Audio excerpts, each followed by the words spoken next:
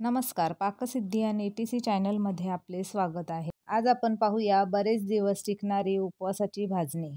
त्यासाठी एक मोठी वाटी साबुदाणा घेतला आहे आणि त्याच वाटीने आपण एक वाटी राजगिरा घेणार आहोत. असे हे राजगिरा आपल्याला कोणत्याही ग्रॉसरी शॉपमध्ये मिळतात. आणि त्याच मोठ्या वाटीने एक वाटी आपण वरी तांदूळ घेणार आहोत. साबुदाणा, राजगिरा आणि वरी तांदूळ आपल्याला सारख्या प्रमाणात घ्यायचा आहे. इथे आपण या भाजणीमध्ये 2 चमचे जिरे घेणार आहोत. जिरे आपण उपवासाला खात नसाल तर स्किप केले तरी चालेल. मध्यम गॅसवर कढई ठेवून कढई गरम झाल्यानंतर आपण एक वाटी साबुदाणे भाजून घेणार आहोत. अशा पद्धतीने साबुदाणा आपण एकसारखे हलवत राहून थोडा वेळ फुलेपर्यंत भाजून घ्यावा. साबुदाणे सर्व बाजूने छान भाजून झाले आहेत. आता आपण ते डिशमध्ये काढून घेऊया. आता आपण त्याच कढईत एक वाटी वरी तांदूळ भाजून घ्यायचे आहेत. वरी तांदूळ थोडेसे गुलाबी रंग येईपर्यंत आपल्याला इथे भाजून घ्यायचे आहेत. इथे तुम्ही पाहू शकता वरी तांदळाचा रंगही थोडासा बदललेला आहे आणि वरी तांदूळ खूप छान भाजलेले आहेत. ते आता आपण डिशमध्ये काढून घेऊया. आता आपण याच कढईमध्ये मंद गॅसवर राजगिरा भाजून घेणार आहोत. तर राजगिरा आपण 2 पार्टमध्ये भाजणार आहोत. आता आपण अर्धी वाटी राजगिरा यामध्ये भाजण्यासाठी घेतला आहे. इथे दाखवल्याप्रमाणे अशा पद्धतीने एकसारखे आपल्याला हे राजगिरा हलवत राहून थोडासा फुलू लागला की तो काढून घ्यावा. आणि त्याच पद्धतीने आपण राहिलेले अर्धी वाटी राजगिरा भाजून घेणार आहोत. इथे आपले पूर्ण एक वाटी राजगिरा भाजून झालेले आहे. ते आता आपण डिशमध्ये काढून घेऊया. गॅस बंद करूया आणि त्याच गरम कढईमध्ये आता आपण 2 चमचे जिरे भाजून घेऊया. इथे तुम्ही पाहू शकता उपवासाच्या भाजणीसाठी आपले सर्व साहित्य छान खरपूस भाजून झालेले आहे. आता आपण ते थंड करण्यासाठी थोडा वेळ ठेवून देऊया. हे सर्व साहित्य थंड झाल्यानंतर आपल्याला सर्व हे साहित्य अशा पद्धतीने एकत्र छान मिसळून घ्यायचं आहे. हे सर्व साहित्य मिसळल्यानंतर आता आपण मिक्सर जारमध्ये थोडे थोडे करून हे साहित्य आपल्याला बारीक वाटून घ्यायचं आहे. इथे तुम्ही पाहू शकता आपली उपवासाची भाजणी तयार झालेली आहे. हवाबंद डब्यामध्ये भरून ठेवल्यास ती बरेच दिवस टिकते. चला तर मग प्रथम आपण या भाजणीपासून बटाट्याचा उपवासाचा उत्तप्पा बनवूया. त्यासाठी काय काय साहित्य घ्यायचं ते इथे आपण पाहूया. इथे मी एक मोठा बटाटा सोलून किसून घेतला आहे. अर्धी वाटी शेंगदाणे भाजून त्याचा कूट घेतला आहे. आणि एक वाटी आपण तयार केलेली उपवासाची भाजणी घेतली आहे. अर्धा चमचा जिरे, 4 हिरवी मिरची जाडसर वाटून घेतली आहेत. काळं मीठ म्हणजे सैंधव मीठ घेतलं आहे चवीनुसार. आणि आपल्याला पाणी लागणार आहे इथे. प्रथम आपण एका बाउलमध्ये किसलेला बटाटा घ्यायचा आहे. त्याचबरोबर त्यामध्ये आता आपण अर्धी वाटी शेंगदाण्याचा कूट टाकूया. त्याच्यानंतर चवीनुसार मीठ टाकूया. हिरवी मिरचीचा ठेचा करून घेतला होता तोही त्यामध्ये टाकून घेऊया. जिरेही अर्धा चमचा टाकूया आणि त्याचबरोबर आपण एक वाटी भाजणी घेतली होती तीही त्यामध्ये टाकून घेऊया. सर्व साहित्य आपण इथे घेतलेलं आहे. आता आपण यामध्ये थोडे थोडे करून पाणी टाकूया आणि या मिश्रणाचे आपण सैलसर बॅटर बनवून घेऊया.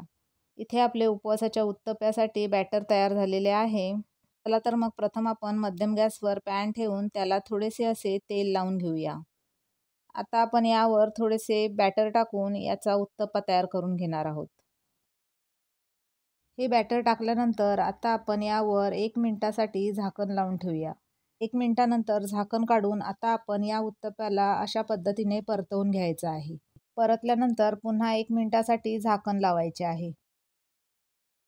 1 मिनिटाने झाकण काढल्यानंतर इथे तुम्ही पाहू शकता आपला बटाट्याचा उत्तप्पा तयार झालेला आहे. आणि त्यामध्ये कच्च्या बटाट्याचा आपण किस टाकलेला होता तोही छान शिजलेला आहे. आता या उत्तप्प्याला दोन्ही बाजूनी ब्रशने थोडंसं असं तेल लावून 1-2 वेळा परतून घ्यायचं आहे. इथे आपला बटाट्याचा उपवासाचा उत्तप्पा तयार झालेला आहे. तो आता आपण डिशमध्ये काढून घेऊया. अशाच पद्धतीने आपण राहिलेल्या बॅटरचे आपण उत्तप्पे तयार करून घ्यायचे आहेत. हे उत्तप्पे चवीला खूपच छान लागतात. नक्की करून पहा. आपण या बटाट्याच्या किसाबरोबर कच्च्या रताळ्याचा किसही इथे ॲड करू शकता आणि बटाटा आणि रताळ्याचे उत्तप्पेही इथे तुम्ही बनवू शकता. अशा पद्धतीने इथे आपले या भाजणीपासून उपवासाचे बटाट्याचे उत्तप्पे तयार झालेले आहेत. ते तुम्ही दह्याबरोबर किंवा उपवासाच्या चटणीबरोबर खाऊ शकता. खूपच छान झाले होते. नक्की करून पहा. या व्हिडिओमध्ये आता आपण उपवासाची चटणीही बनवली आहे. इथे तुम्ही पाहू शकता चवीनुसार मीठ घेतलं आहे. अर्धी वाटी शेंगदाण्याचा कूट घेतला आहे. ओले खोबरे घेतले आहे, जिरे घेतले आहे, 2 साधी मिरची घेतल्या आहेत आणि तिखट मिरच्या घेतल्या आहेत 4. हे सर्व साहित्य आता आपण मिक्सर जारमध्ये घेऊन अगदी बारीक वाटून घ्यायचं आहे. इथे तुम्हाला आवडत असल्यास यामध्ये 2 चमचे दही ॲड करू शकता. त्यामुळे या चटणीला अधिक चव येईल. अशा पद्धतीने इथे आपली उपवासाची चटणीही तुम्ही बनवू शकता. आता आपण याच भाजणीपासून बनवूया खुसखुशीत आणि चविष्ट अशी उपवासाची थालीपीठं. त्यासाठी इथे मी चवीनुसार सैंधव मीठ घेतला आहे. 4 मिरची घेतली आहेत जाडसर वाटून. अर्धी वाटी शेंगदाण्याचा कूट घेतला आहे आणि 1 वाटी आपल्याला भाजणी घ्यायचं आहे. आता आपण हे सर्व साहित्य एका बाउलमध्ये एकत्र मिसळून घ्यायचं आहे. यानंतर या सर्व साहित्यात थोडं थोडं करून आपण पाणी मिसळून हे सर्व साहित्य आपण एकत्र छान मळून घेणार आहोत. अशा पद्धतीने या सर्व साहित्याचा आपल्याला थालीपीठं थापता येतील अशा पद्धतीने गोळा तयार करून घ्यायचा आहे. इथे मी थालीपीठं थापण्यासाठी बटर पेपर घेतला आहे. बटर पेपरला थोडंसं तेल लावून घेत आहे. बटर पेपर नसेल तर आपण एखादा स्वच्छ कपडा आपण थालीपीठं थापण्यासाठी वापरू शकता. अशा पद्धतीने जेवढ्या आकाराची आपल्याला थालीपीठं थापायची आहेत तेवढा आपण गोळा घेऊन इथे आपण अशा पद्धतीने थालीपीठं थापून घ्यायची आहेत.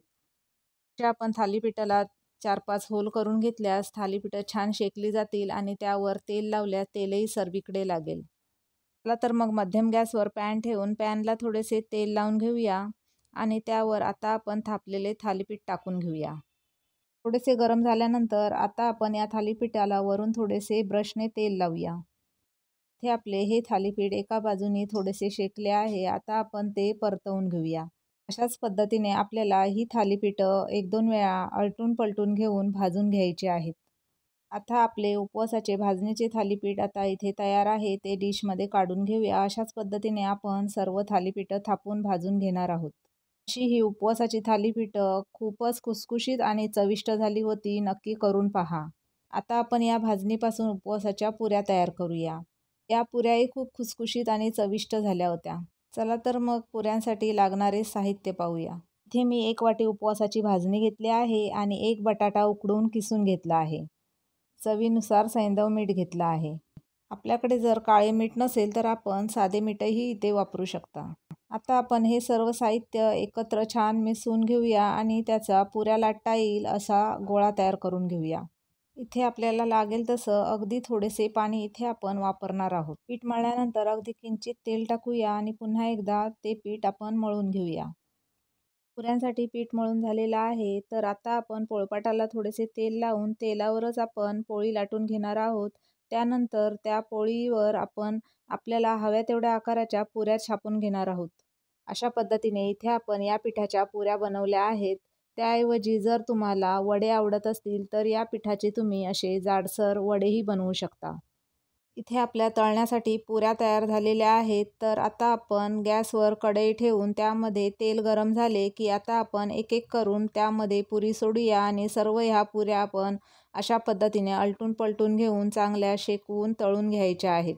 इथे आता आपल्या पुऱ्या छान तेलात तळल्याही गेल्या आहेत आणि छान फुगल्याही आहेत. आता आपण त्या डिशमध्ये काढून घेऊया. अशाच पद्धतीने उरलेल्या सर्व पुऱ्या तळून घ्यायच्या आहेत.